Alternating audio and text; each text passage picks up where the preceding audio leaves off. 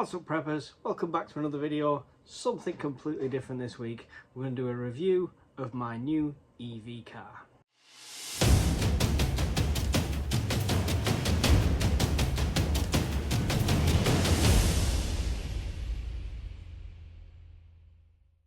Now this is the BYD ATTO 3. Okay, its prices start from £37,195, so it's on the lower end of the scale when it comes to the price of electric cars, but as you can imagine, still quite a pretty penny. The battery has 60 kilowatt hours usable, a 205-mile range officially on paper, 0 to 60 of 7.3 seconds, top speed only 99 miles per hour, with a total horsepower of 201. Super cool tech-filled car, as you can imagine. Now this is from the Chinese market. BYD are one of the biggest manufacturers of electric vehicles in the world because of the amount they produce for China and now other countries. They do a lot of their infrastructure, forklift trucks, things like that. They've also designed a new battery for this one, which is a blade style battery, something completely different from the batteries, and that means no cobalt, so none of that nasty mining of cobalt involved in this car, and it means the battery will last a lot longer than I'll last. And it seems weird because EVs don't seem to go hand in hand with being a prepper. You'd think I'd have a 1960s 1970s Land Rover, something without technology that'd be a bit more hardened against an EMP. That being said, if the effect of grid down is not caused by something that's going to completely fry everything out, it's going to be a lot easier to generate power to put some charge into something than it is to manufacture or sort gasoline out once that runs dry. So there is a kind of prepper side of that, but we're going to go deeper into that with a couple of other preppers in another video. But for now, let's check the car out and see what you think. Doing that weird mad flicker just on the lens. That's not actually flickering like that on the car. There's the car. Look at this, like it's a new thing. LED technology, state of the art. Yeah, it's quite nice. This is the design model, so you get the bigger screen, you get the full panoramic sunroof with the sunshade and stuff like that. So that's been good. Charging port is obviously in use at the side here, and it also came with an adapter that goes into this with the 4 plugs on, so you can have vehicle to into your kettle or whatever you want, camping sort of thing, so you can power anything you want while you're out and about. Not sure how much juice that uses. It might be worth a test at some point. I love the alloys on this. Now a lot of these EVs have these plastic covers on, which is supposed to protect your alloy, which is great, wonderful, but that's got like a plastic bit on there to sort the aerodynamics, but this itself is just solid alloy. So I do prefer that. I had a lot of compliments about these wheels as well. That's the only plastic bit on it, this like flat bit here, so I'm not sure if you can take them off and replace them, but the rest of it is just solid alloy. Here's the interior. Now it's charged at the moment, but I really love this interior. Proper fighter pilot cockpit style. Obviously there's the 2 pedals because it's automatic.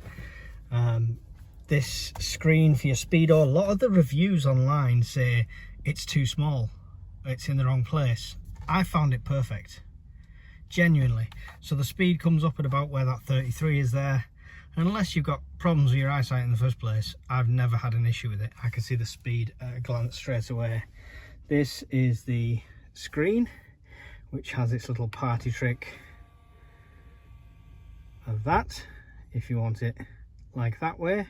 Now that is a bit of dust on there, but that's nice in regards to how things look on it. However, what I found is this side gets a lot of glare, So that's why I've tended to have it more like the Teslas, where it's vertical in the middle. Doesn't affect the usage. Still got all the apps you can use. They've recently added a BYD store, but there's like the whole of 4 apps in there, not that much. Spotify on there, BYD Assistant, things like that. The navigation, pretty good, not too bad. It has done the odd weirdism with me, where it's decided to take me up and round a motorway exit when I didn't need to. I ignored it, but that's what it wanted me to do. But yeah, the map's pretty good, pretty responsive. There you go. This screen marks really easily, as you can see by the fingerprints, so I'm gonna have to get something for that. Back seats, very much the same. Ignore the upside down car seat on there. Obviously, you know I'm a dad. This is how we roll.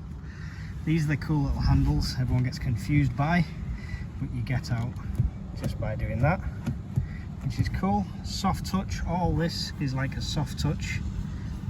That's still soft touch there. There is a bit of plastic like here, but that's like a shine finish, so that's good anyway.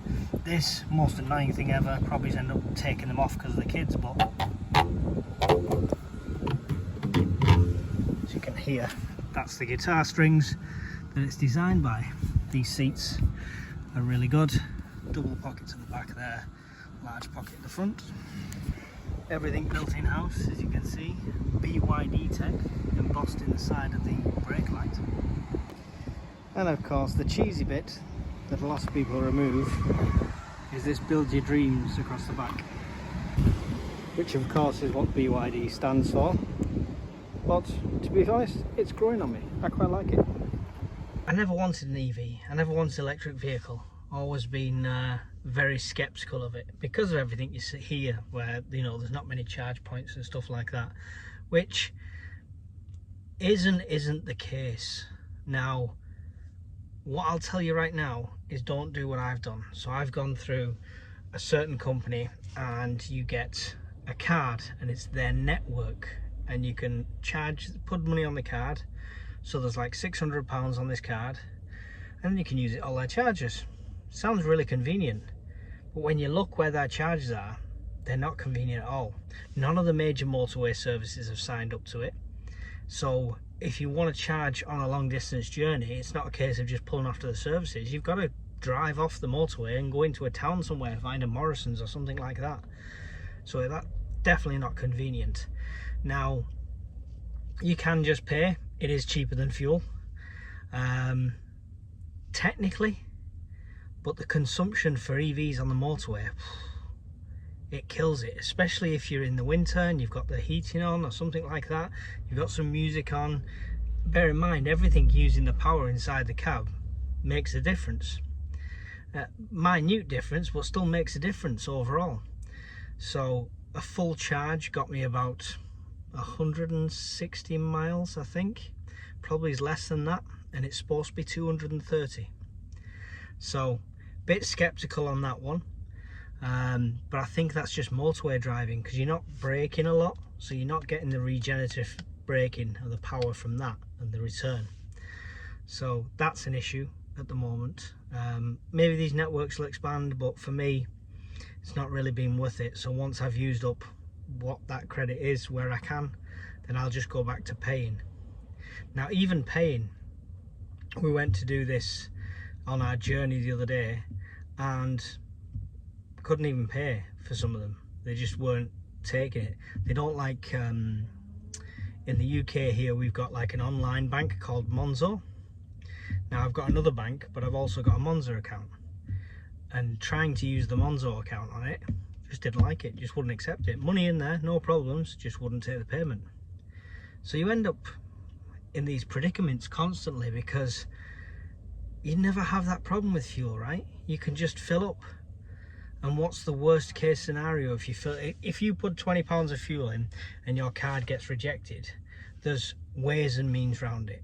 You can come back and pay later, you can speak to them, you can sort it out. But you can't even get any power into your car in the first place with an EV. So yeah, keeping on top of the charge is going to take some getting used to. I enjoy the ride. The car itself is awesome, as you can see that I enjoy it by the review, but yeah, this is my bugbear at the moment. So got some catching up to do with the charger front round here. Hopefully when I move and I've got a driveway and I can charge it at my own place overnight, it'll be less of an issue, but still, nonetheless, it's definitely something that needs addressing. So there we go. All in all, I've been driving this for about 2 or 3 weeks now. It's okay. The charging, like I mentioned just then, still got to get used to that side of things. But when it is fully charged, when you have got to do a quick run in it, it's a lovely vehicle to drive. A lot of reviews that I watched and read online before I got the vehicle, because I was waiting on delivery date. Obviously you're excited, you watch everything, all the reviews mention it being spongy and rolling on corners and things like that. Honestly, it's really not the case. I'm not bouncing around like some sort of maniac on the motorway. It's a smooth ride overall. The one thing that they did get right is there is quite a bit of wind noise. I say quite a bit, it's still quieter than any other petrol or diesel car combined, but from the front pillar you do get a bit of wind noise when you're on the motorway. Other than that, I really can't complain. It's a quality drive, really comfortable, really nice, pleasant experience to be inside. And the boot space is humongous. I will show you more of the boot later date when we've got that prepped up as a prep bug out vehicle. So that one's staying hidden again for another video. That's just a little insight. I'm not a car reviewer. It's all probably terrible camera angles and terrible shots, but you know, you're not here for car reviews on this channel. I just thought I'd throw it in and let you know what's going on. Thanks for sticking with me, watching the video. Don't forget to like, subscribe, comment below. Let me know, especially you preppers among you, if you'd consider an electric vehicle and your arguments for and against. Can't wait to read the comments. See you in the next one. Bye.